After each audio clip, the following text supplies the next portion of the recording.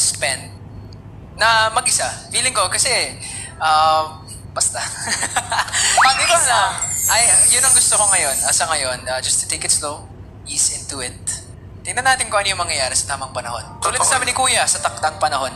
Oo. Darating din yan. Hindi, tsaka baka Diyos ka eh. Yung pipili ng babae na para sa puso mo, siya na yun, hindi ikaw. Yeah. As in, Kuya Bayan. Ayoko nung marami, gusto ko isa lang. So, pero ano tipo mo sa nakababae? Ako, super, malaking bagay yung loyalty.